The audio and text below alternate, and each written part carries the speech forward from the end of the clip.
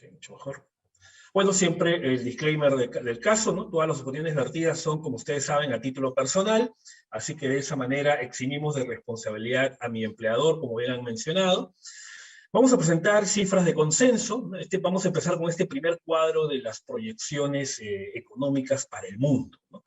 Cuando uno elabora proyecciones económicas, que es parte de nuestros trabajos como economistas, ingenieros economistas, es brindar asesoría respecto de la toma de decisiones para los agentes económicos, ¿no? Toma de decisiones que pueden hacer las empresas para las cuales trabajamos, los distintos niveles de gobierno para los cuales trabajamos también, ¿no? El gobierno local, el gobierno regional, el gobierno nacional, o incluso decisiones de carácter personal, ¿no? Para asesorar, por ejemplo, en administración de portafolios para las personas, puede ser a través, por ejemplo, de los fondos mutuos o de los fondos de pensiones o algún fondo de inversión o directamente a un inversionista extranjero, ¿no? Gestión de patrimonio de familias, es decir, cada vez hay más modalidades en las cuales se puede asesorar. Y para todo eso se necesita, creo que alguien ha entrado ahí a la presentación. Vamos a ver si podemos anular eso, Kelly o Junior. Voy a volver a presentarla. Ok. A veces suceden esas cosas. Mil disculpas. Vamos ahora a ponerlo aquí, nuevamente. Ahora sí. Entonces, hablábamos de que en realidad todo este tipo de trabajos es importante porque sirve para asesorar a la toma de decisiones de los distintos agentes económicos, ¿no? Ese es el fin. Y obviamente es difícil prever el futuro, ¿no? No es que tengamos una bola mágica, aunque hay obviamente herramientas que nos brinda la economía, softwares, software econométricos que nos permiten, obviamente, encontrar las tendencias, poder tener una idea de por dónde van las variables, ¿no? Tenemos últimamente Python, tenemos R, y nos permiten, con una mayor precisión, poder tener algunos cálculos al respecto y poder, en base a ellos, elaborar proyecciones. Sin embargo, las proyecciones y la economía en sí no es una ciencia exacta, nuestra ciencia es una ciencia social. Por lo tanto, requerimos de instrumental técnico, pero también se requiere de arte, ¿no? Porque la econometría no recoge exactamente lo que pasa con una variable económica al mismo tiempo, ¿no? Hay muchos factores que influyen en las variables económicas. Y por eso es que la ciencia hace uso, como ustedes saben, del ceteris paribus, ¿no? Es decir, asumir que de los distintos factores que afectan a una variable, uno realmente es el que impacta y el resto asumimos que permanece constante. Asumimos, porque en la realidad no permanece constante, en realidad todo se mueve. Entonces es más complejo hacer eso. Por eso se maneja un escenario base, ¿no? El escenario base contiene los supuestos que lógica y razonablemente uno podría pensar, ¿no? Es lo más probable que debería suceder. Pero cuando uno desarrolla un escenario base, también aquí debemos recordar, ¿se acuerdan ustedes la campana de Gauss, ¿no? Que tenemos, digamos, hay un tramo de esa campana, la parte central, que es lo más probable, una distribución normal, pero también hay riesgo de cola, ¿no? Eventos poco probables, pero que pueden tener un gran impacto, ¿correcto? Y pueden hacer variar el escenario, ¿no? Es lo que se conoce usualmente como cisnes negros, ¿no? Claro, usualmente viene del término de que es raro, digamos, lo más común es ver un cisne de color blanco, pero un cisne de color negro es raro y es de alto impacto. Así que esa es un poco la terminología. Y últimamente en el Perú están pasando muchos cisnes negros, ¿no? Por eso que usualmente la economía y los mercados a veces se desvían un poco de dónde va el escenario base, ¿no? Y tenemos que asumir escenarios alternos, ¿no? Como sucedió en el 2021, o no solamente por eventos políticos, también puede suceder por otro tipo de eventos como la pandemia misma, ¿no? La pandemia generó un efecto de cisne negro, ¿no? Desvió de la ruta prevista inicialmente a todo el mundo, todas las economías del mundo. Uno revisa las proyecciones, cómo estaban en enero 2020 y cómo terminamos el 2020, y realmente fue totalmente distinto, ¿no? Muy raro que una economía, o un analista, un proyectista la haya chutado. Y el 2021 fue viceversa, fue el rebote, ¿no? Por eso, en este primer cuadro pueden ver en la primera columna que hemos puesto el acumulado, ¿no? El acumulado 2020-2021, ¿no? Aquí se puede ver, por ejemplo, o sea, ¿por qué el acumulado? Porque el 2020 significó una caída por la pandemia, y el 2021 es el rebote. Por eso que el 2021 todas las cifras parecen como que estuviéramos saltando muy fuerte, pero es un tema de base de comparación, es un tema estadístico, y muchas veces distorsiona, ¿no? Y muchas veces dicen, por eso hay algunas personas que no manejan bien el instrumental estadístico y dicen, el Perú registró el mayor crecimiento de la región en América Latina el 2021. Es una verdad a medias, ¿no? Es una verdad a medias, porque el 2020 habíamos una de las economías que más había caído, ¿no? Entonces, para poder analizar ese efecto estadístico, por eso les pongo la primera columna, 2020-2021, ambas, en conjunto. Entre la caída y la subida, ¿cómo quedó el final en términos acumulados? Un mundo creciendo 2,1, creciendo a pesar de la pandemia. Vean, ese es un primer resultado interesante, ¿no? Que nos sirve para hacer proyecciones, ¿no? Creciendo 2,1, o sea, a pesar de todas las restricciones que hubieron en el mundo respecto de los toques de queda, ¿no? La gente que estuvo encerrada y todo ello, las medidas que tomaron los gobiernos para contrarrestar los efectos económicos de la pandemia, ¿no? Recordemos que en general los gobiernos implementaron políticas fiscales muy expansivas, y también los bancos centrales implementaron políticas monetarias ultra expansivas, permitieron compensar rápidamente el deterioro sufrido el 2020, y al final, ¿no? En términos acumulados, en ese periodo, el mundo llegó a crecer 2,1. Ese es un buen punto para el Perú, porque nuestro país, como ustedes saben, es una economía pequeña, abierta al mundo. Por lo tanto, de ese punto de vista, el Perú es como si fuera una pequeña embarcación, ¿no? Que tiene sus dos remos, ¿no? El remo de la política fiscal y el remo de la política monetaria. Cuando las aguas están calmas, a veces es suficiente con esos dos remos para impulsar la embarcación. Pero ¿qué sucede cuando las aguas están agitadas? Cuando nos llevan al norte, al sur, a la derecha o a la izquierda. A veces, por más que rememos en un sentido, pues la fuerza de los vientos nos van a llevar en una u otra dirección. Eso es lo que pasa con la economía peruana.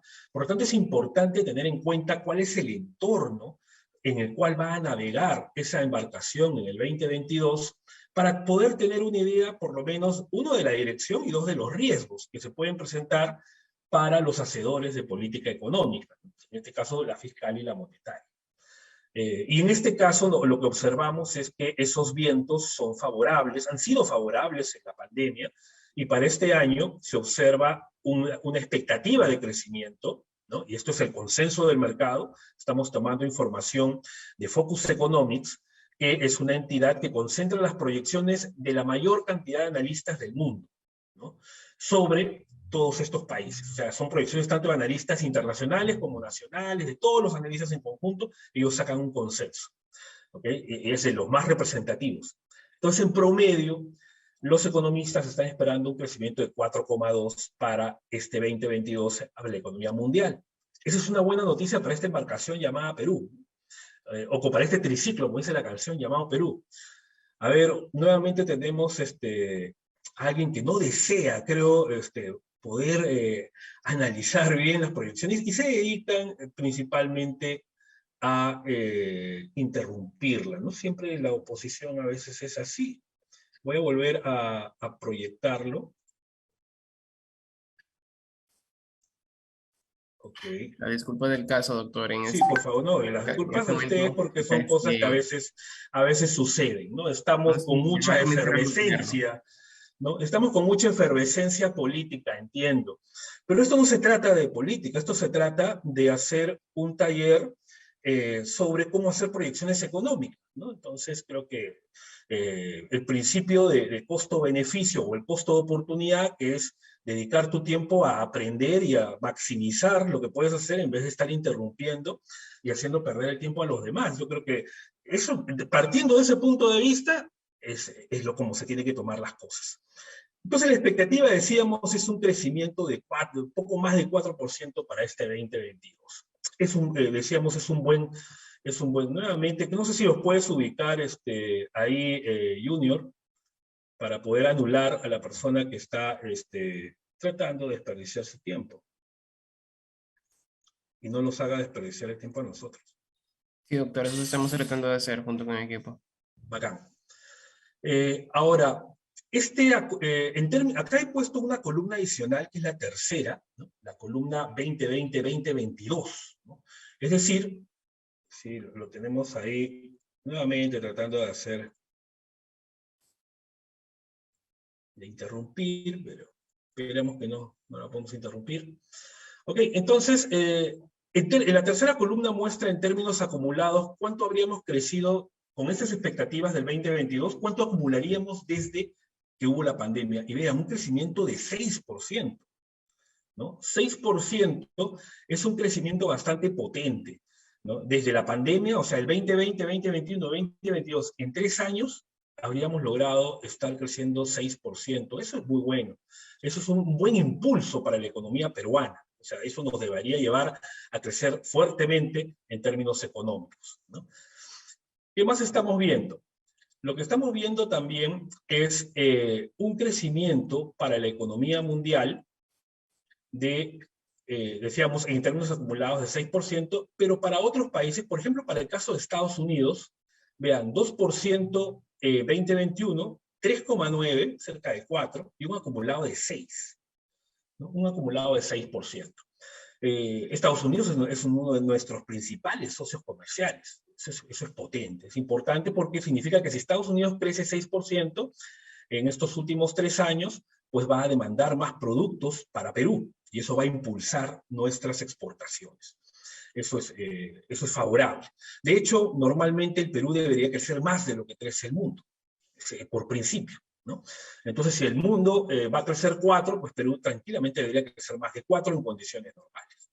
Nuestro otro socio comercial es la eurozona, ¿no? Que también se espera un crecimiento ligeramente por encima de Estados Unidos, vean, 4,2 versus el 3,9 de Estados Unidos, más o menos va por ahí, aunque en términos acumulados la eurozona va un poco más lenta, ¿no? Y ya hemos visto que hay algunos problemas en Europa, como estos conflictos que hay entre Rusia y Ucrania, que están encareciendo el precio del gas, que es básico porque por ahí pasan los gasoductos para Europa, el gas viene de Rusia, de Ucrania, y abastece a buena parte de Europa, y los costos energéticos en Europa han subido muy fuerte, ¿no? Y ese es uno de los problemas que hoy en día está golpeando y lo está explicando la inflación para esta parte del mundo, pero la inflación sabemos que es un proceso que está golpeando en realidad a todo el mundo. Y luego tenemos a China, ¿no? China es impresionante porque China fue el país donde se originó la pandemia. Y sin embargo, vean el acumulado, ¿no? En China el 2021 creció 10,5, o sea, con pandemia y todo, China creció 10,5 en 2 años. Claro, ellos estaban acostumbrados a crecer el 10% en cada año, ¿no? Pero 10% en 2 años es potente, ¿no? Y este año crece en la mitad, alrededor de 5, ¿no? O sea, incluso un poco más que el mundo, y en los últimos 3 años, o sea, ya contando el 2022 también, acumularían un crecimiento de 16%, o sea, de las medianas y grandes economías, China es lo que más crece. Y de hecho, esto es una buena noticia para el Perú, porque China es el primer socio comercial.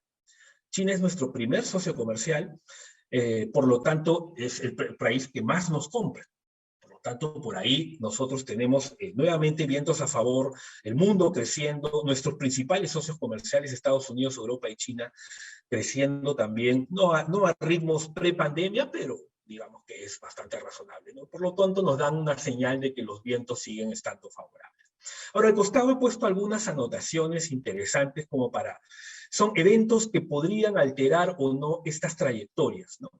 Por ejemplo, tenemos el plan Biden, que es un plan bien potente en infraestructura, que ha tenido algunos obstáculos en el Parlamento en Estados Unidos, pero ojo, hay elecciones de medio mandato ahora en noviembre, así que eso implica una renovación parcial del Congreso. Vamos a ver, bueno, no, la popularidad de los demócratas y de Biden no está muy fuerte hoy en día. Sin embargo, es un plan que de repente no en su totalidad, pero parcialmente puede ayudar a este objetivo. El otro evento de riesgo es el conocido como el tapering, ¿no? Que es el proceso de retiro del estímulo monetario.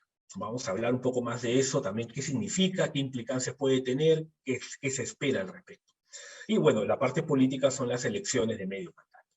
En el caso de Europa, hablábamos de Rusia y Ucrania. En el caso de China, la crisis inmobiliaria, ¿no? Generada por Evergrande, esta empresa inmobiliaria que ha tenido por niveles de sobreendeudamiento, problemas de pago para cumplir con sus acreencias y que ya ha recibido downgrades significativos de las clasificadoras de riesgo. Sin embargo, la mayoría de analistas considera que esta crisis inmobiliaria en China no es tanto un problema, no podría ser un problema sistémico, sino creo que siguen insistiendo alguien en perder su tiempo, sino que sería más bien un riesgo acotado, ¿no? Eso sería un riesgo acotado a China propiamente, ¿no? Luego tenemos la crisis energética, ¿no? Hay un tema importante aquí en China con la crisis energética, porque los chinos desean hacer regulaciones ambientales, están imprimiendo regulaciones ambientales más fuertes en cuanto al uso del carbón, ¿no? Y China era un país que usualmente su matriz energética estaba bien sesgada hacia el carbón, y el carbón, como ustedes saben, es altamente contaminante. Entonces, la regulación se ha puesto más estricta al respecto, y alternativamente, pues hay cierta escasez de energía, y en una economía que se recupera rápidamente, genera presión al alza sobre los precios, de oferta y demanda, y eso está provocando también un alza importante de los costos de energía en China. Y vean que también, pero por razones distintas, hablábamos de un alza del costo de energía en Europa, ¿no? Y a eso se agrega una crisis de los costos portuarios, donde tanto los trabajos de embarque y desembarque en muchos puertos chinos se han visto afectados por la pandemia, incluso por Omicron también ha bajado los niveles de actividad de los puertos, y por lo tanto genera retrasos, genera problemas en la cadena de suministros, los insumos no llegan a tiempo y a veces no llegan en su totalidad a los clientes. Así que ese es otro de los temas que también hay que incorporar en la ecuación a la hora de hacer proyecciones. Vean que hay muchos factores internacionales que no solamente afectan al mundo, sino que indirectamente también afectan al Perú, ¿no? Y es parte de la globalización. Estamos insertados en la economía mundial y por lo tanto eventos que sucedan de esa magnitud, de esa escala, son necesarios tomarlos en cuenta a la hora de hacer estas proyecciones. Vamos un poco de cara a la región. A la región tenemos Brasil, ¿no? Vean, con Brasil, digamos, con un perfil bastante bajo en materia económica, ¿no? La gestión del presidente Bolsonaro no ha logrado impulsar la economía lo suficiente. Es una de las economías, junto con México, de las dos puertas de entrada para América Latina en el mundo de las inversiones, y solo acumula un crecimiento de 0,6 en el 2020-2021. Para este año, vean, un crecimiento muy pobre, casi por debajo de 1, y en los últimos 3 años 1,5, ¿no? Entonces sí, económicamente están muy bajos, y encima hay muchos eventos políticos, porque como pueden ver en el bullet del costado, están las elecciones en Brasil. La primera vuelta es el 2 de octubre, y el candidato de izquierda, Lula da Silva, va encabezando las encuestas, ¿no? Entonces esto es un poco complejo, aunque ya el mercado obviamente conoce a Lula porque ya ha sido presidente, así que puede ser un riesgo más acotado. En el caso de México, México ha estado, digamos, más golpeado durante la pandemia, durante la gestión de AMLO, ¿no? En la caída y el rebote acumula, sigue en terreno negativo, ¿no? Menos 3,1. Los analistas esperan una recuperación para este año de 2,8, importante, 2,8, considerando que es una economía muy dependiente de Estados Unidos, ¿no? Se deja arrastrar por Estados Unidos, hay una simbiosis ahí importante entre las economías de Estados Unidos y México, ¿no? Se mueven más o menos en la misma dirección. Por lo tanto, ahí un plan de infraestructura en Estados Unidos ayudaría. Una de las economías que más se beneficiaría con ello sería definitivamente México, ¿no? Y obviamente en términos acumulados, incluso con ese 2,8, ¿no? Como se ve en la tercera columna, no lograría todavía estar en terreno positivo. Así su perfil todavía es bajo, incluso más bajo que el de Brasil en los últimos 3 años, ¿no? De manera comparativa. Vean, las dos economías más grandes de América Latina, con crecimientos muy bajos durante los últimos 3 años. Más bien las economías, digamos, de la Alianza del Pacífico, bueno, México también, pero el resto de la Alianza del Pacífico, diríamos, sí aparentemente registra un desempeño mucho mejor, ¿no? Vemos a Colombia, que tuvo un buen rebote del 2021 y acumula una salida de 2,1. Este año es una de las economías que más se espera que crezca, 4,1, ¿no? Bien ahí con Colombia, y eso a pesar de que Colombia enfrentará también elecciones, ¿no? Tiene elecciones para el Congreso este 13 de marzo y elecciones presidenciales el 29 de mayo. Y aquí vemos a Gustavo Petro, ¿no? También candidato de izquierda, liderando las encuestas. Luego tenemos a Perú, donde hemos logrado, en base a datos de consenso, aparentemente salir, ¿no? de la situación de caída que habíamos registrado el 2020, ¿no? Ya estamos en niveles prepandemia, como lo señaló el Banco Central, también con datos del cuarto trimestre. Desde septiembre, octubre, más o menos, ya se perfilaba que Perú estaba en nivel prepandemia, y eso es potente. Hemos perdido algo de ritmo, ahora vamos a detallar algunos números de Perú, pero lo importante es que ya, a pesar de todo, ¿no? De toda la incertidumbre política incluso, la economía ya está en nivel prepandemia. Entonces ahora hay que acelerar, ese es el gran reto, ¿no? El consenso del mercado está otorgando una expectativa de crecimiento de 3,2% para este año.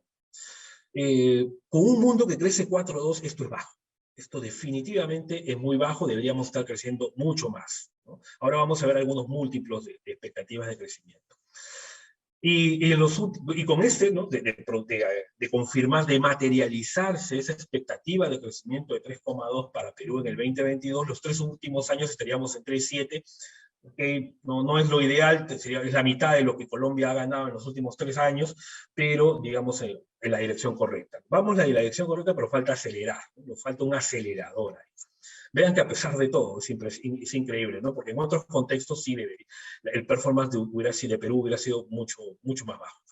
Luego tenemos a Chile, ¿no? Chile ha tenido buen rebote, muy buen rebote de Chile el 2021, ¿no? Incluso en los 2 últimos años, 2020 y 2021, están por encima del 5%, es muy potente. Realmente Chile fue muy ordenado y estableció políticas potentes para poder salir de la pandemia, y lo ha logrado, y esa es la gestión del presidente Piñera. Este año la expectativa de crecimiento es un poco más baja, ¿no? Básicamente por la sensación de cautela después de que Boric ganó las elecciones en Chile, ¿no? Y ya han hecho algunas votaciones de reformas para la Constitución en estos días. El presidente Boric asume el 11 de marzo, y ahí se verá la conformación del gabinete y las primeras medidas del nuevo gobierno, ¿no? Y más adelante, en septiembre, está programado el referéndum para validar la Constitución, que se viene trabajando todos estos meses. Entonces sí, hay, como pueden ver, distintos eventos en la región. En el caso de Perú no somos la excepción, ¿no? Programado ya, tenemos elecciones subnacionales, ¿no? La primera vuelta el 2 de octubre, la segunda vuelta en noviembre 22, esto es para elegir presidentes regionales y alcaldes, ¿no? Que entrarán en funciones a partir del 1 de enero del 2023, ¿no? La elección es este año, pero la toma de mando es en el 2023, entonces, digamos, es un evento que puede generar ruido político por la campaña y por los resultados que podrían haber, pero que en la parte económica no debería afectar las proyecciones para este año, ¿no? Sí, tal vez para el 2023 es muy probable que se las afecte. Aquí, revisando proyecciones, ¿no? He tomado los datos del reporte de inflación del Banco Central para poder analizar conjuntamente con ustedes cómo han variado las proyecciones para este 2022, ¿no? He tomado los reportes de inflación de diciembre 20, de marzo 21, de junio 21, de septiembre 21 y el último de diciembre 21, todas respecto del 2022, ¿no? Y es interesante para que ustedes vean cómo las proyecciones se van revisando, se van ajustando, van cambiando los escenarios, porque los supuestos sobre los cuales se trabajaron esos escenarios sufren modificaciones con el paso del tiempo, ¿no? Y es necesario hacer ajustes. Por ejemplo, para el PBI del Perú, se empezó en diciembre de 2020, se tenía una expectativa de 4% para este año, ¿no? Ese era más o menos el ritmo que uno podría esperar para Perú, un ritmo que se supone se acerca al PBI potencial, ¿no? Que el PBI de largo plazo. Incluso se mejoró en marzo 21 y en junio 21 a 4,5, la expectativa era que estábamos saliendo más rápido y eso debería habernos dado algo más de impulso. Sin embargo, de ahí se redujo. Y básicamente la reducción, vean septiembre 21, cuando ya estábamos con un nuevo gobierno y obviamente hubo un giro en las expectativas de los agentes económicos y eso llevó a un crecimiento más bajo de 3,4 y en el último reporte de diciembre el Banco Central lo ha mantenido en 3,4, ¿no? No obstante, estamos viendo que varios analistas están reduciendo más bien sus proyecciones, ¿no? IPE recientemente ha reducido su proyección para este año, el Fondo Monetario incluso también de 4,6 a 2,6, ¿no? También ha reducido su proyección por debajo de 3, para muchos analistas, ¿no? Entonces todavía este 3,4 del Banco Central puede sonar algo optimista. El Banco Central usualmente marca dirección en sus proyecciones, ¿no? Y esto juega con una economía mundial, como pueden ver aquí, casi al mismo tiempo, ¿no? Vean aquí el múltiplo de PBI con respecto, de Perú con respecto a la economía mundial, ¿no? Estábamos trabajando con un PBI de 1, 1,1, y ya en las últimas cifras hablan de un múltiplo más bajo, ¿no? Con lo cual significa que en condiciones normales el Perú podría crecer más que el PBI del mundo, eso es lo que usualmente ha sucedido. Deberíamos crecer más que el mundo, pues somos una economía en desarrollo, una economía emergente. Sin embargo, hay razones que explican que para esta proyección el múltiplo esté por debajo de 1. Y razones básicamente de carácter no económico, ¿no? Aquí respecto de la demanda interna, algo similar, ¿no? Vean cómo se han ido ajustando las cifras del Banco Central para este año en los distintos reportes de inflación, por la misma razón, y un poco de importaciones, y vemos los componentes, ¿no? Esto, debajo del PIB están los motores de la economía, ¿no? El consumo, como la conocida fórmula, ¿no? Consumo, inversión, gasto público, exportaciones, importaciones.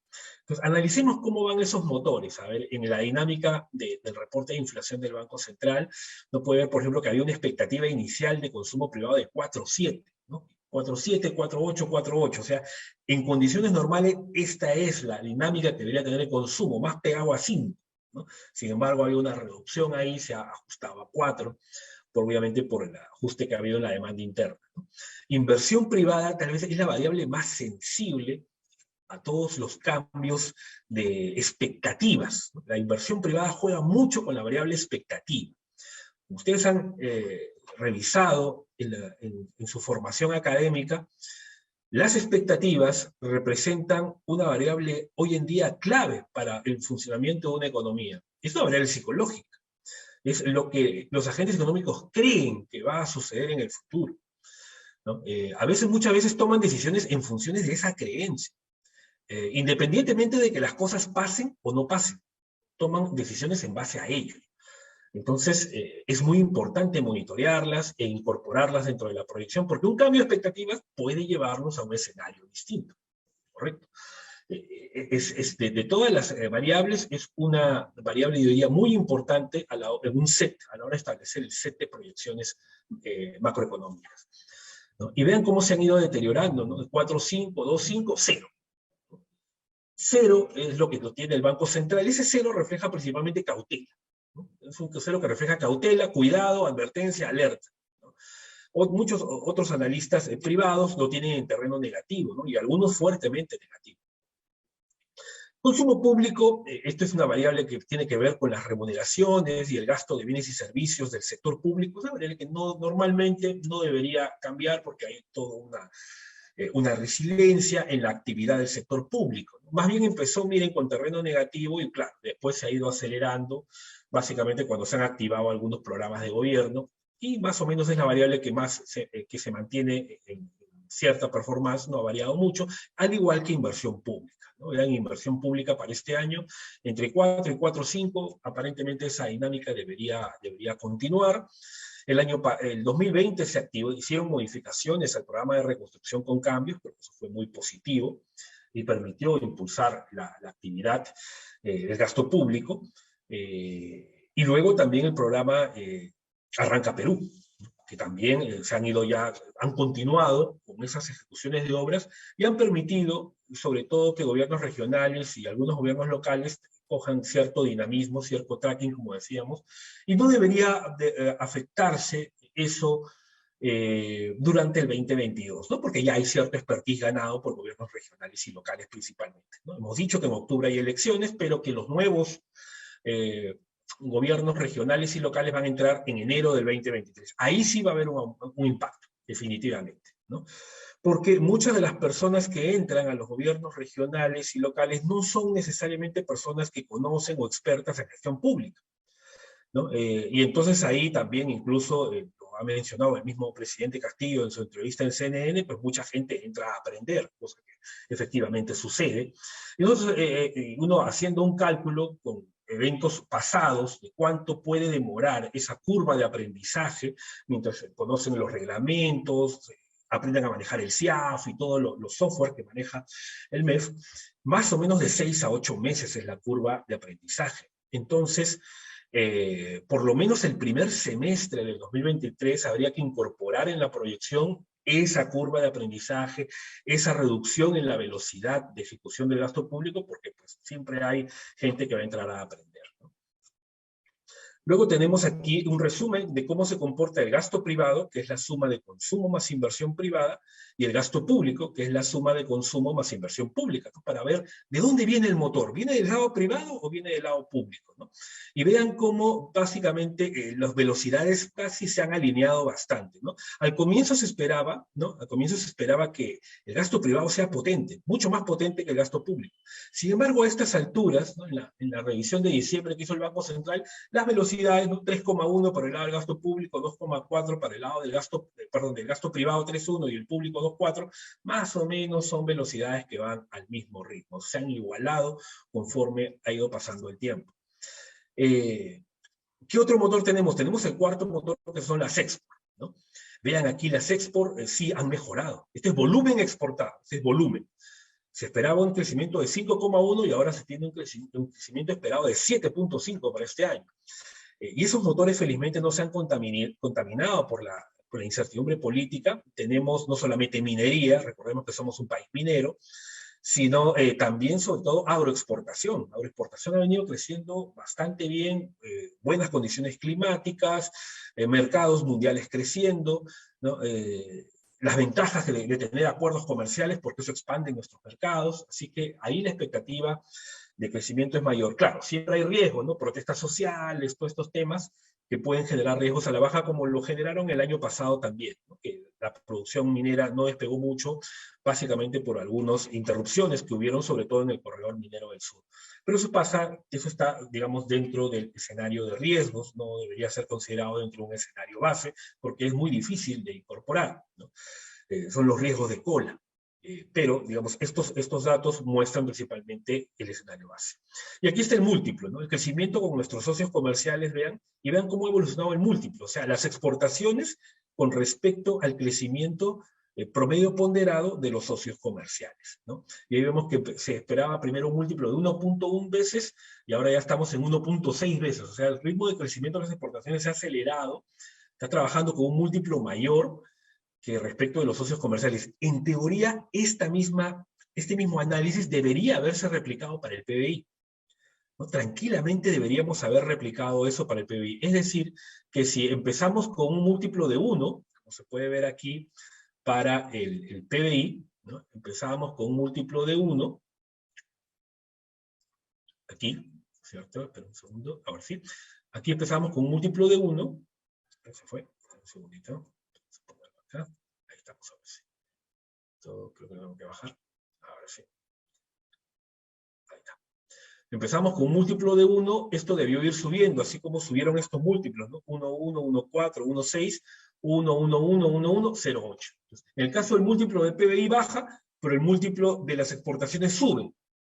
Entonces, ahí hay una discordancia, ¿no? Y esa discordancia se explica principalmente por el impacto de la incertidumbre política, ¿no? Que sí afecta al PBI, pero no afecta tanto, felizmente, a las exportaciones, que están, parece, mostrándose inmunes a los ruidos políticos. Entonces, eso le permite al sector exportador tranquilamente tener una mejor performance, dado que el entorno en el cual se desarrolla es positivo. Entonces, vean aquí, esto no es otra cosa que el costo de oportunidad, lo que estamos dejando de crecer, ¿no? Bajo un ambiente externo favorable. Deberíamos estar creciendo a un nivel mucho mayor, como lo muestran como las exportaciones muestran que sí es viable hacerlo. Luego pasamos a las variables monetarias, ¿no? Y una de las variables que más ha saltado y está resaltada aquí como negrita es la inflación, ¿no? Claro, inicialmente se esperaba una inflación de 1,7, luego pasó a 1,6, luego a 2, 2,6, 2,9 y está en ascenso, ¿no? Supongo que el próximo reporte de inflación de marzo 2022, pues ese 2,9 va a seguir subiendo, muy probable. ¿Qué ha pasado con la inflación? ¿Por qué el mundo está sufriendo de inflación? ¿Y cómo analizar, cómo proyectarla? Para poder proyectar tenemos que analizar las razones que explican esto. Entonces, hay varias razones aquí que se han confabulado para que la inflación empiece a subir más importante. Entonces, primero tenemos que recurrir a la teoría, ¿no? La teoría que nos dice, Milton Friedman, teoría monetaria, la inflación es un fenómeno monetario, correcto. Entonces, ¿qué ha sucedido? Como hablábamos inicialmente, la economía salió rápidamente de la pandemia, ¿no? Tanto por las políticas expansivas, monetarias y fiscales, pero también por un factor adicional, la vacunación.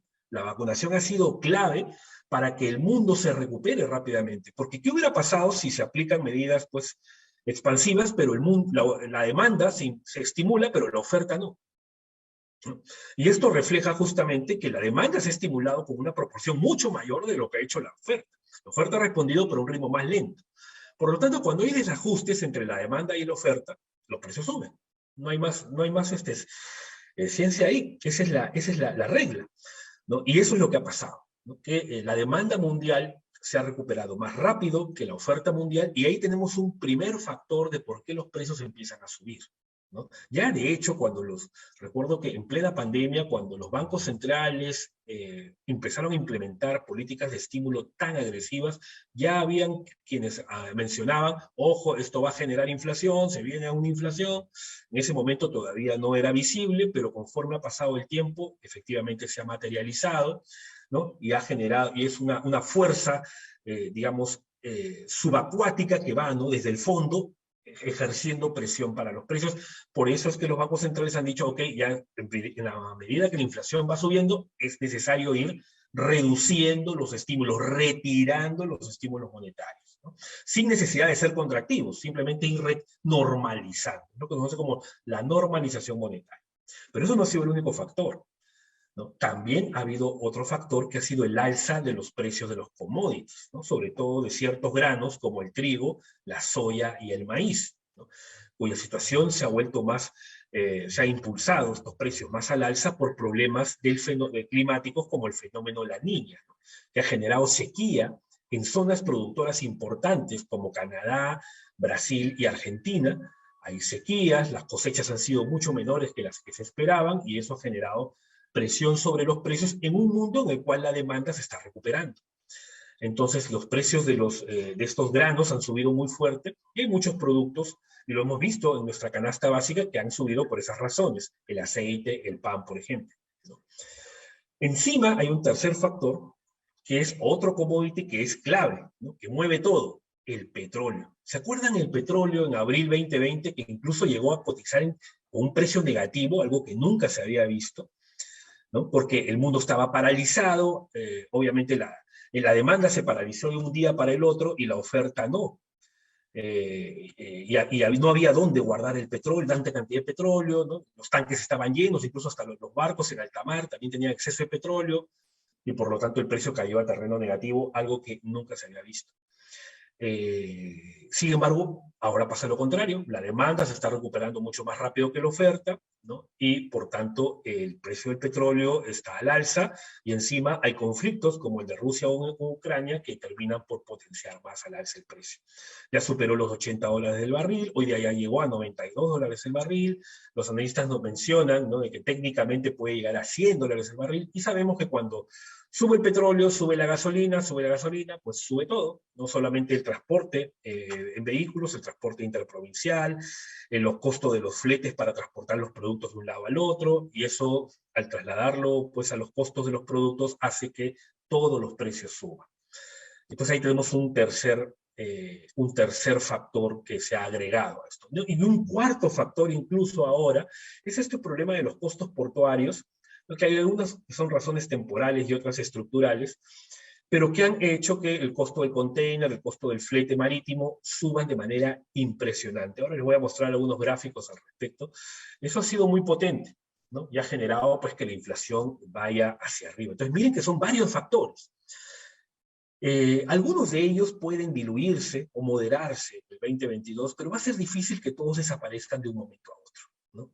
Por eso, eso es importante incorporarlo en la proyección, y nos da la idea de que sí, pues va a ser una preocupación por el mundo, lo está haciendo, y los bancos centrales tienen que tomar una posición mucho más firme al respecto, ¿no? Y no moderada como lo ha hecho la Reserva Federal, sino mucho más firme como lo ha hecho el Banco Central de Brasil, el Banco Central de Chile, e incluso, algo tardío, pero incluso también el Banco Central de Reserva de Perú, ¿no?, que ha tomado una postura mucho más firme para combatir la inflación.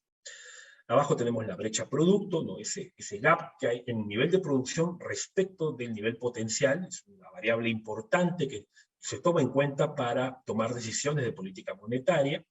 La depreciación esperada, aquí el Banco Central, como sabemos, no proyecta el tipo de cambio, sino recoge el tipo de cambio que esperan los agentes económicos en base a unas encuestas que hace a las empresas, una muestra bastante grande de empresas, más de 500 empresas, a analistas del sistema financiero y a las propias instituciones financieras, ¿no?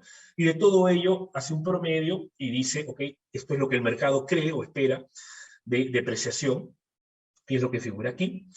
Los términos de intercambio, que son muy importantes, ¿no? La relación de precios de exportación respecto de los precios de importación, es una variable externa, es otra medida también de los vientos externos que junto con el PBI mundial nos dan, ¿no?, este view de contexto en el cual esta pequeña embarcación llamada Perú se va a mover en ese mar, y en la cuenta corriente, ¿no?, que es, como ustedes saben, esta brecha externa que está incluida en la balanza de pagos, ¿no? Y que es el fundamento para medir dirección de a dónde debería ir el tipo de cambio por razones fundamentales, ¿no?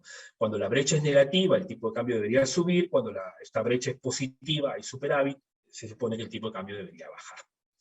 Luego, más abajo, tenemos algunas otras variables, ¿no? Tenemos aquí el circulante, ¿no?, para ver un poco la emisión de dinero del Banco Central. El Banco Central, vean aquí, ha mantenido la expectativa de crecimiento del circulante en 3%, bastante moderado.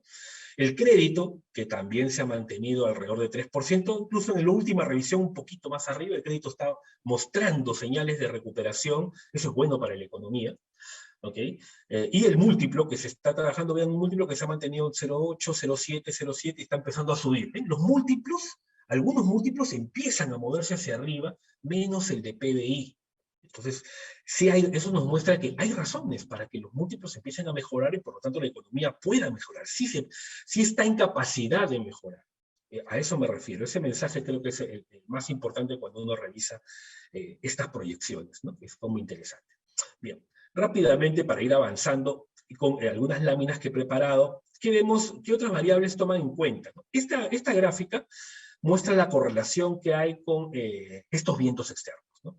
La economía y los términos de intercambio. Es un gráfico de largo plazo, se ve, por lo menos en términos de dirección, la correlación no es tan exacta. Es que si mejoran los términos de intercambio, crecemos en ese instante. No funciona así, pero por lo menos marca dirección, ¿no? Vean que los movimientos son bien acentuados, son bien marcados, entonces nos da una buena idea de a qué dirección puede ir la economía peruana cuando hay estos movimientos de los términos de intercambio. ¿Qué otra variable más empieza a recoger estas influencias, estos vientos externos? La bolsa. La bolsa de valores tiene una alta composición minera.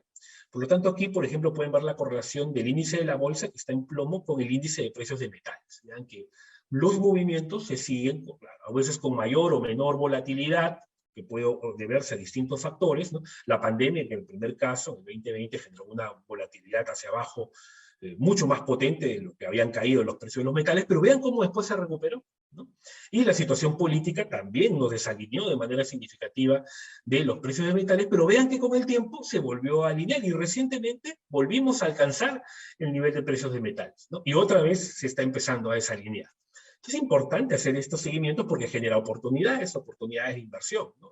Estos gaps ya sabemos que son temporales, que no se terminan de abrir de manera sostenida, sino que con el paso del tiempo se van cerrando, ¿no? Y vean el nivel en el cual los precios de los metales se encuentran, es un nivel alto, ¿no? Ese también es otro variable que nos dice que los vientos siguen a favor en el frente externo, ¿no? ¿Qué más dice el consenso ya sobre Perú propiamente, ¿no? Sobre Perú tenemos aquí bueno, ya hemos visto el PBI, el consumo, esto es un poco más de lo que habíamos visto revisado con el BCR, ¿no? Pero este es del lado ya no del BCR, sino del lado del consenso del mercado según Focus Economics, ¿no? Una economía que crece 3.2, industria alrededor de 1, comercio 2.4, un set ahí de indicadores interesantes, demanda interna hemos revisado también. Aquí abajo tenemos algunas variables adicionales, ¿no? Tasa de desempleo, por ejemplo, que ha estado bajando ligeramente, eso es una buena noticia. El nivel de ingreso recuperándose, que todavía no llega al nivel prepandemia. Prepandemia era 6,9, está en 6,6 proyectado para este año. Se recupera, pero todavía por debajo del nivel prepandemia. Aquí la inflación sí, ¿se acuerdan que el Banco Central tenía en 2,9? El consenso lo tiene en 3,4, pero yo creo que esto va a seguir subiendo con el paso de los meses. La tasa de referencia también al alza, lógicamente refleja la actitud del Banco Central de subir la tasa de interés para poder controlar las expectativas inflacionarias y hacerlas converger al rango meta. El tipo de cambio, el mercado se ha quedado un poco rezagado con esta expectativa, está pensando en un tipo de cambio de 4,03, aunque yo particularmente creo que va a estar muy por debajo de eso. Y las reservas internacionales que vean que se mantienen firmes, se mantienen bastante sólidas, ¿no? Incluso tenemos un nivel de reservas por encima del 2020, ¿no? El 2020 cerramos con 74,9 y ahora se esperaría un nivel de reservas de 77. Están altas, ¿no? ¿Cómo va la actividad económica? A ver, diría que el 20, hay que tomar, a la hora de analizar los datos, es importante realizar transformaciones, ustedes saben, porque los datos a veces pueden venir distorsionados, ¿no? Como han estado viniendo los datos en el 2021, básicamente por la base estadística, porque el 2020 hubo una caída muy fuerte. Entonces, si uno compara el 2021 contra el 2020, vas a tener saltos espectaculares, ¿no? PBI que crecen 25, 30, 40%, entonces uno se queda con la sensación, ¿realmente estamos creciendo o no estamos creciendo? Entonces, ahí viene ya la acuciosidad del economista, del analista, decir, ok, ¿cómo hago para que estos datos reflejen mejor lo que está pasando, ¿no?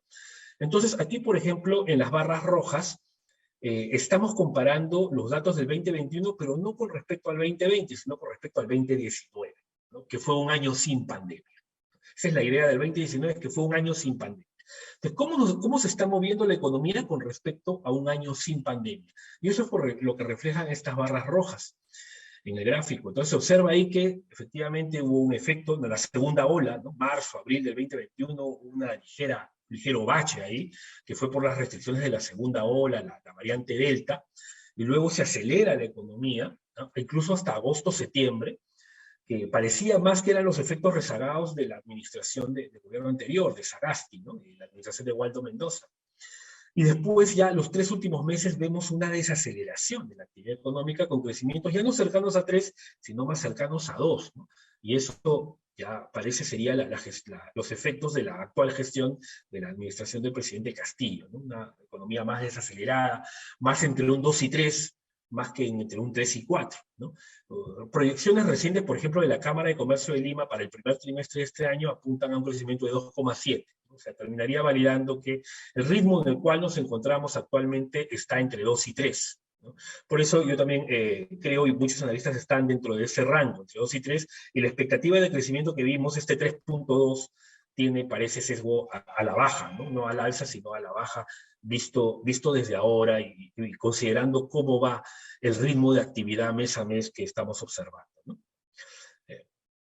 Ahora, sin embargo, hay soportes. Uno de ellos es la vacunación. Definitivamente es un buen soporte. Hemos alcanzado un buen ritmo de vacunación, ¿no? Cerca del 80% de la población mayor de 12 años ya está vacunada con 2 dosis, así que eso es importante. Los indicadores de movilidad comunitaria también, o sea, dan contexto para las proyecciones, ¿no? Tanto la vacunación como la movilidad no son indicadores que nos permiten, oye, ¿cómo va el soporte que puede tener las proyecciones? ¿En qué se basan? ¿No? Porque definitivamente si hubieran deterioros en esos indicadores, pues las proyecciones serían mucho más bajas, ¿no? También hay que fijarse, o sea, variables de contexto. Hemos visto primero vientos externos. Vamos a dar una vuelta a todos los vientos externos, que nos dice los metales, el PBI mundial, ¿no? Luego, el segundo factor son las variables de soporte. En este caso, ¿qué está pasando en el día a día? ¿Cómo va la vacunación? Que hoy en día es una variable de soporte importante. Y luego los indicadores líderes, es decir, los indicadores que mejor correlacionan con la actividad económica en su conjunto. Y dentro de ellos destaca electricidad. Electricidad es catalogada como un indicador líder, ¿no? Es una de las variables que tú haces la correlación con el PBI, es de las que mejor correlación, ¿no? Y ahí uno puede ver que efectivamente se observa más o menos esa misma dinámica, ¿no? Una aceleración de la actividad económica hasta septiembre, pero de ahí claramente una ralentización, un descenso del ritmo de actividad en los últimos meses, y probablemente esto haya continuado en enero, porque en enero hemos tenido la variable Ómicron, ¿no? Con algunas restricciones también, ¿no? Y obviamente los contagios han generado pues que la gente haga cuarentenas y que no puedan en muchos casos ir a trabajar o no puedan gastar, ¿no? Hay mucho gasto que puede haberse afectado por todas las personas que estuvieron en cuarentena, por más que los niveles de la actividad son bajos, la actividad económica disminuye, ¿no? Por esta razón, así que deberían los indicadores de enero reflejar ese pequeño bache, de manera tal vez similar a lo que pasó con la variante Delta, ¿no? ¿Se acuerdan? Aquí en los meses de marzo, abril del 2021, ¿no? Un ligero bache, y después que pase, ojalá que pase pronto, la economía pueda nuevamente seguir recuperándose, ¿no? Los indicadores de consumo interno de cementos, también sabemos que una de las actividades que mayor efecto multiplicador tiene sobre la economía es la construcción, ¿no? Tiene impacto refleja inversión privada o inversión en su conjunto, tiene impacto sobre el empleo, tiene impacto sobre el ingreso, encadena muy bien con muchísimos sectores económicos. Entonces, electricidad y cemento son dos variables claves para poder analizar la actividad en el corto plazo, y son insumos muy importantes para una proyección, ¿no? Hay que tener en cuenta. Ahí vemos que la turbulencia política no ha contaminado básicamente el manejo de la economía, ¿no? Claro, hubiéramos podido crecer más si es que no hubiera habido incertidumbre política, ¿sí? Si con incertidumbre y todo rebotamos 13%, sin incertidumbre pues hubiéramos rebotado 15, 18%, fácilmente, ¿no? La variable expectativa, lo que yo le decía, lo que los agentes económicos creen que va a suceder en el futuro, porque en función de lo que creen toman decisiones hoy, ¿cierto? Estamos, por ejemplo, a inicios de año. Inicios de año se toman decisiones de mediano o largo plazo, ¿no? Para poder analizar cuántos inventarios vamos a tener, vamos a comprar más máquinas o no, vamos a renovar o no vamos a renovar la flota de camionetas, vamos a contratar a 10, a 20, a 30 personas. ¿Qué decisiones vamos a tomar este año? Entonces eso se recoge con las expectativas, ¿no? En función de, esas decisiones se van a tomar hoy en función de lo que creen que va a pasar en el futuro. Por eso es tan importante administrarlas, manejarlas, dar señales correctas para que al final las decisiones que tomen los agentes económicos vayan en la dirección que tú quieres como hacedor de política económica. Por eso es muy importante el manejo de las expectativas, ¿no? Estos son sondeos del Banco Central que recogen la evolución de esas expectativas. Vemos que ha habido obviamente un serrucho hacia abajo, aunque no una caída tan profunda como la que hubo con la pandemia. Y después eso se ha ido moderando un poco, ¿no? Están todavía por debajo de esta línea naranja que es terreno pesimista, están en terreno pesimista aún, pero no están cayendo. Así que esa es una buena noticia. ¿Por qué no están cayendo? Porque los empresarios ven que en el día a día la economía se sigue moviendo. ¿no?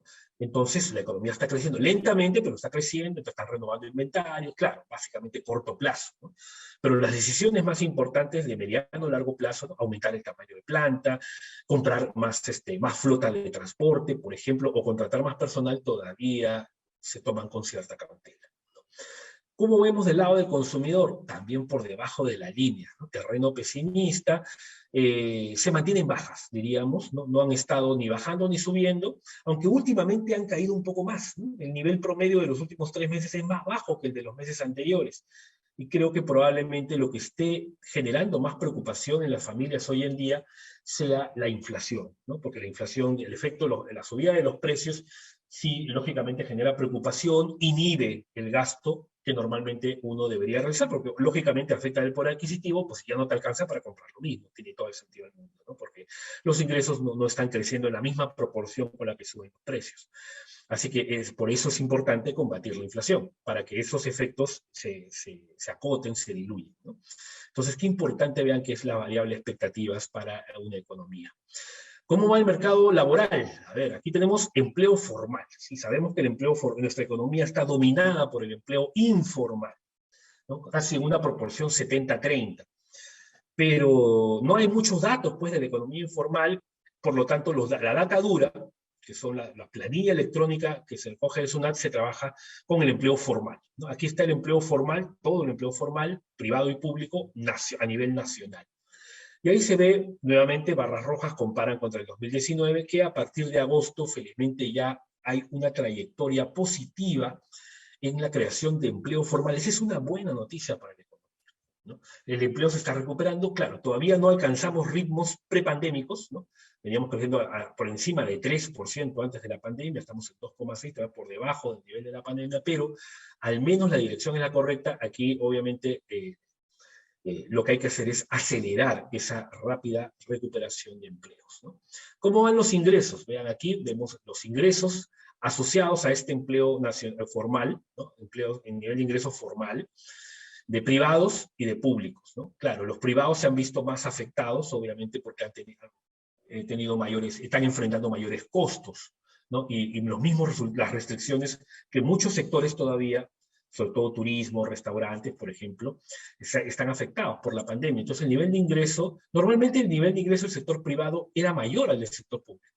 Pero vean lo que ha sucedido con estos últimos tiempos, el nivel de ingreso del sector público, que no se ha visto mayormente afectado, porque el sector público ha continuado con su misma dinámica, ¿no?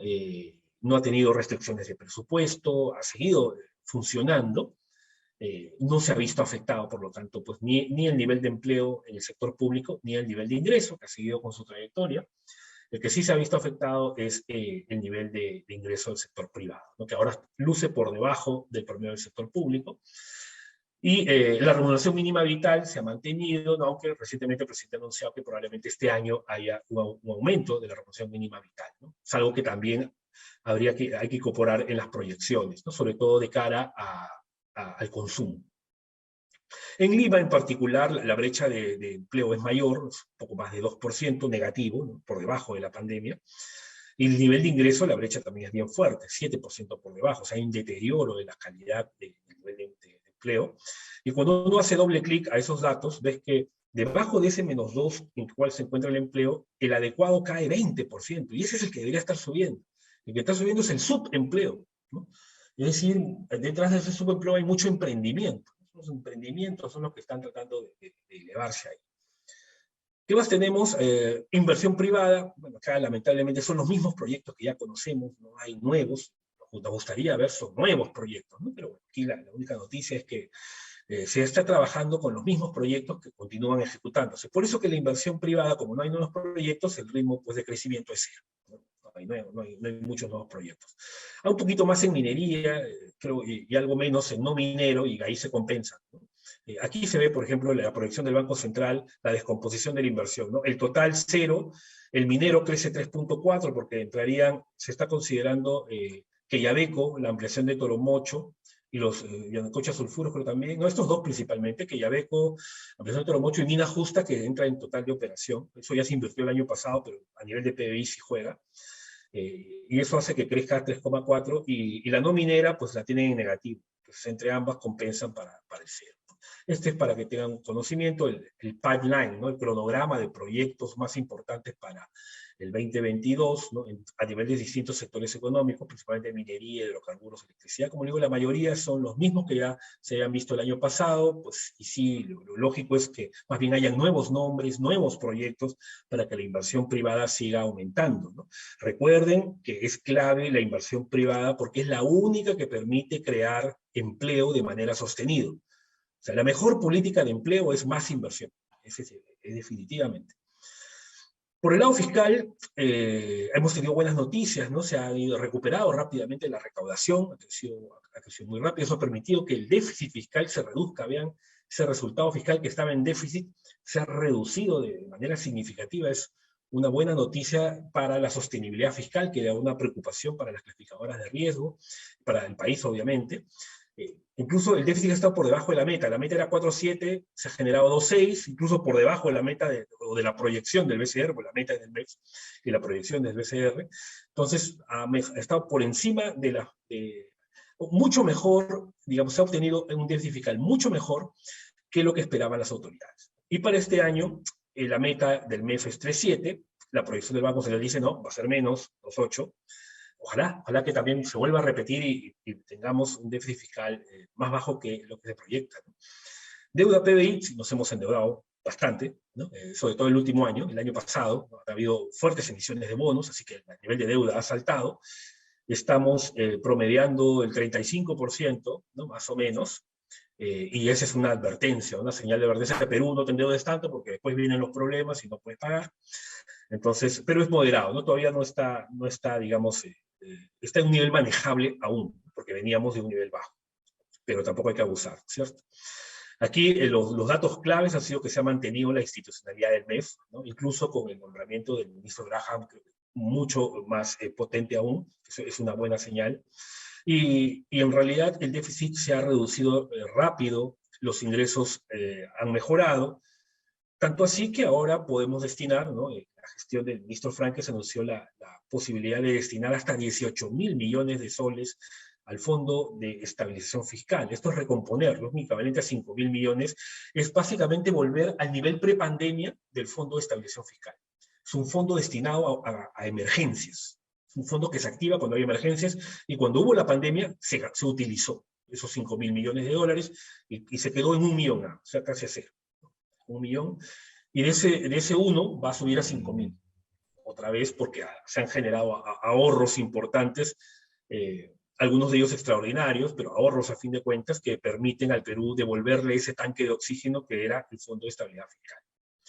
Para ir terminando, algunas variables monetarias, ¿no? Tipo de cambio, vean, siempre la variable más difícil de proyectar, porque el tipo de cambio es el termómetro de la economía, ¿no? Es la variable que reacciona rápidamente a cualquier cosa que sucede en el ambiente económico o político. El termómetro es el tipo de cambio, ¿no?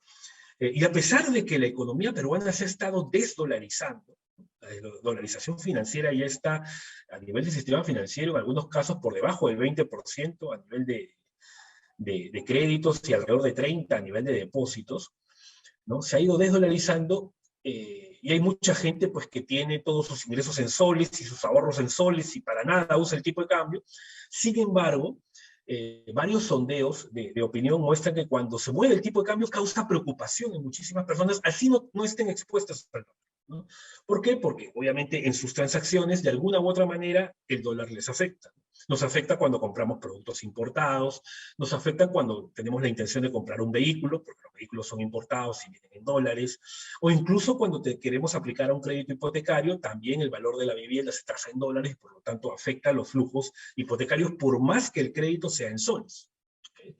Entonces, si bien hay un nivel de desdolarización financiera, a nivel de empresas, por ejemplo, ¿no? Casi el 60% de los costos de las empresas están en dólares, según estudios del Banco Central. O sea, la dolarización de insumos es alta, ¿no? Nuestro aparato productivo funciona con muchos insumos importados. Entonces, ahí es donde entra a tallar el dólar. Por eso el dólar siempre que hay volatilidad genera preocupación, genera titulares, ¿no? Y vean, hemos venido con una trayectoria alcista del tipo de cambio desde la pandemia. ¿no? Desde la pandemia originó, ¿no?, esta volatilidad muy fuerte, luego fue subiendo, bueno, vino reactiva, bueno, la crisis política, ¿se acuerdan? Una semana tuvimos 3 presidentes, la subida de los rendimientos de los bonos, las elecciones, el gabinete Bellido, que nos llevó hasta 4.14, ¿no?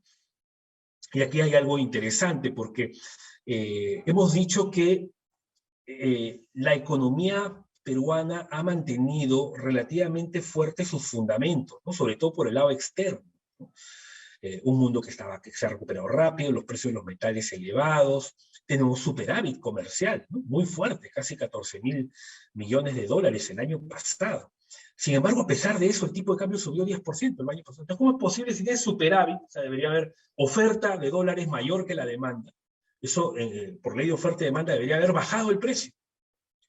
¿Y por qué el tipo de cambio subió 10% cuando tienes un superávit de 14.000 millones de dólares? Es contraintuitivo, ¿no? Sin embargo, si bien entraron 14.000 por el superávit comercial, salieron 17.000 por la salida de capitales, producto de la incertidumbre política. Y ahí se compensó, en buena medida, ¿no? Y eso explica por qué el tipo de cambio saltó 10%. Va a ser difícil que salga tanto dinero como salió el año pasado, fue récord, ¿no? El récord fue la salida de capitales. Este año podría salir algo, pero definitivamente no lo suficiente como para opacar nuevamente un superávit comercial que se proyecta para este año en 15.000 millones de dólares. Entonces ya el fundamento empieza a ser más visible, ¿no? Sin embargo, no es claro en qué momento se va a alinear el tipo de cambio con el fundamento, ¿no? Por eso, en los 2 últimos años al menos, el tipo de cambio ha estado divorciado del fundamento. No ha ido en línea con el fundamento en esos 2 últimos años en los cuales se ha acumulado una depreciación de casi 20%. Ahora, ¿por qué parecería que ahora sí va a ser más visible el fundamento? Como les digo, es difícil saber en qué momento, por eso necesitamos recurrir a otro tipo de herramientas, a herramientas que analicen mejor la psicología del mercado, ¿no? Y ese tipo de herramientas se llama análisis técnico. El análisis técnico permite determinar patrones para poder saber qué movimientos podrían esperarse para las variables, ¿no? Eso es un punto sumamente interesante. Y aquí lo estamos observando, ¿no? Por ejemplo, utilizamos una herramienta llamada Fibonacci.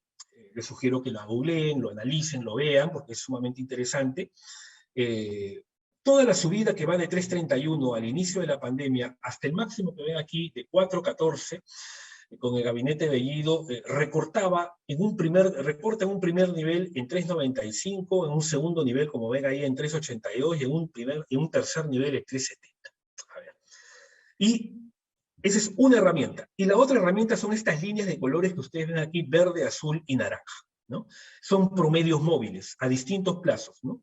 El de verde de 50 días, el azul de 100 días y el naranja de 200 días. Entonces, empezando a hacer seguimiento a qué va a pasar con el tipo de cambio, vean qué herramientas utilizamos para poder afinar una proyección. Lo primero, dado que está divorciado del fundamento, pues nos vamos a los patrones técnicos, ¿no? Entonces vemos que primero el tipo de cambio, cuando se nombra el gabinete Vázquez, corrige de manera significativa, ¿no? Pero después vuelve a rebotar otra vez, ¿no? Pero en el rebote, ¿no?, que se obtiene más o menos, pues, voy a ponerlo esto aquí para poder hacerle el seguimiento. Acá está, ¿no? Decimos, este es el 3.31, al inicio de la pandemia, aquí empezó todo, ¿no?, febrero 2020, y este es el 4.14, que se alcanza, pues, con el momento más álgido de la crisis política con el nombramiento del gabinete Bellido. Luego se cambia el gabinete Vázquez, ¿no? Y se produce una corrección importante del tipo de cambio, luego un rebote, pero este rebote no supera el máximo anterior. Para que la tendencia alcista continúe, debería haberlo superado. Fue una primera señal de alerta, ¿no? Ok, pero puede que siga dentro de la tendencia alcista. Y luego lo que nos llamó la atención es cuando rompe, siempre la línea verde es importante porque es el promedio móvil de 50 días y es un indicador muy seguido por inversionistas extranjeros, ¿no?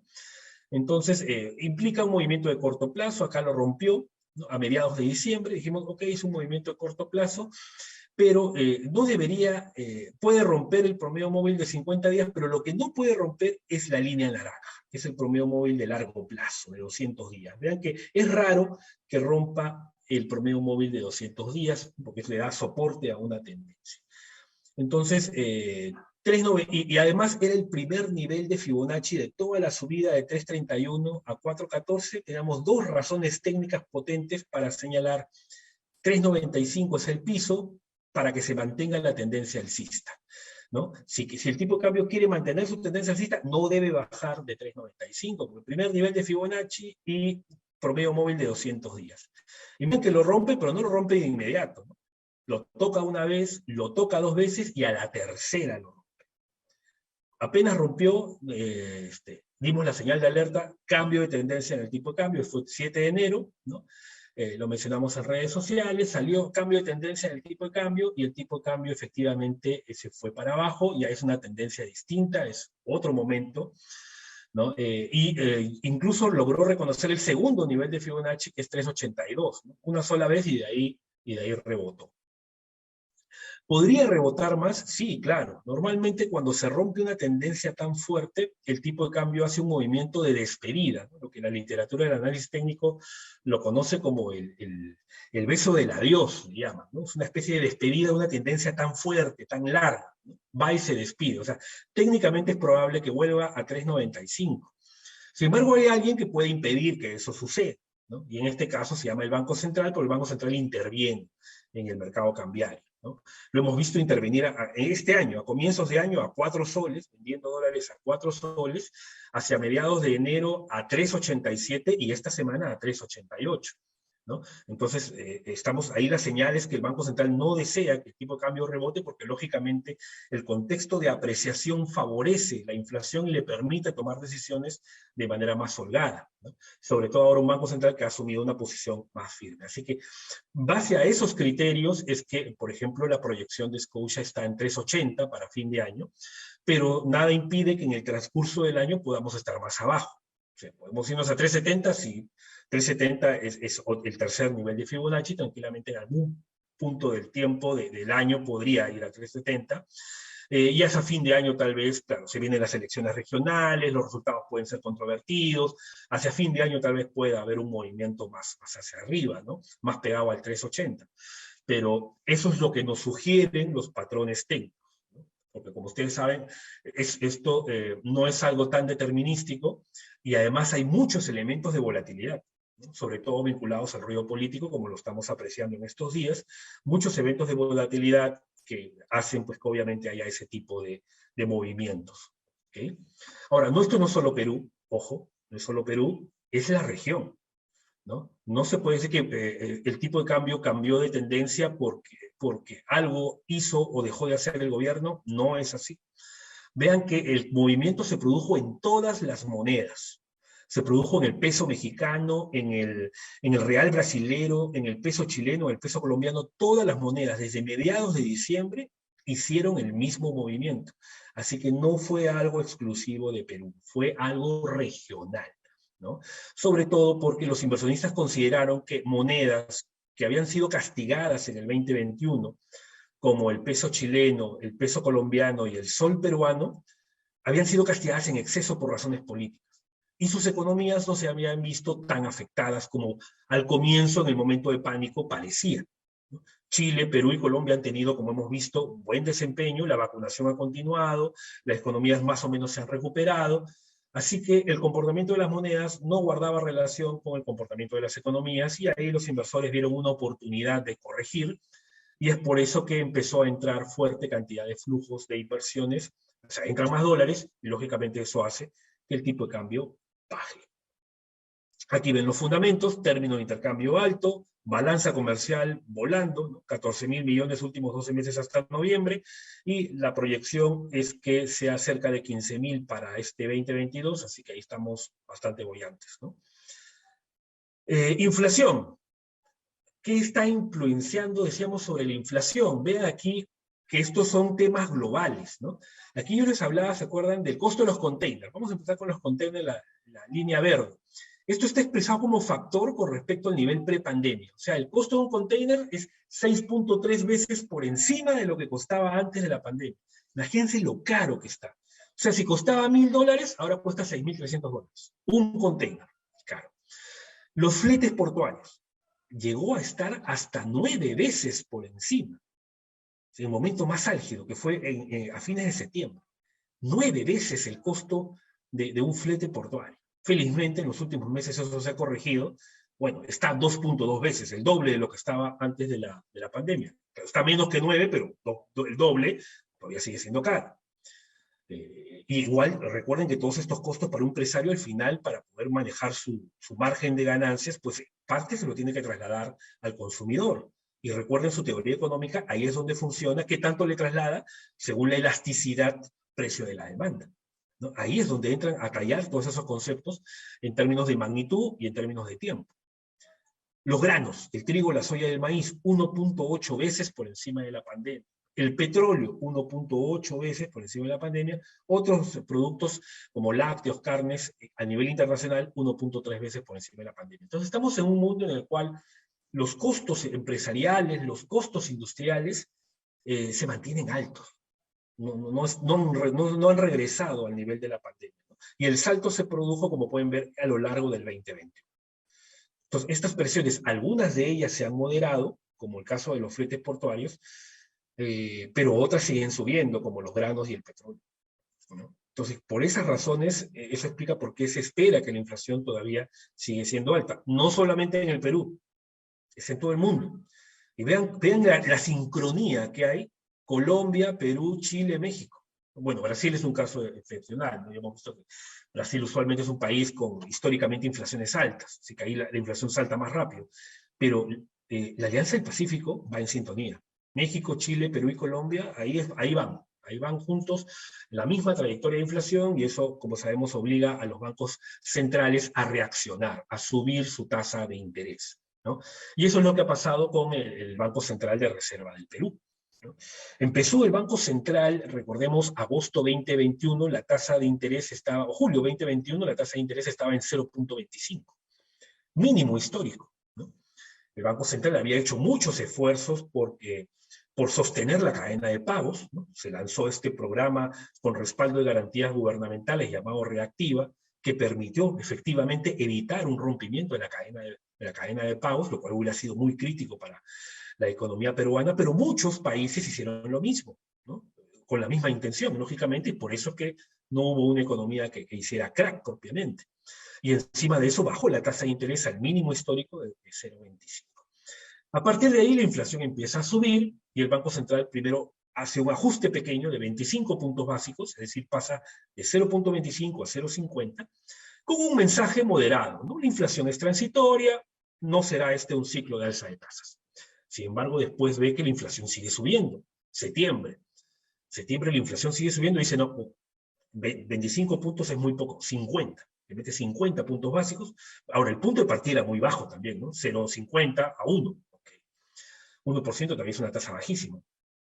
Y anuncia un aumento escalonado de los requerimientos de encaje, ¿no? Estos requerimientos que significa inmovilizar parte de los depósitos que capta el sistema financiero.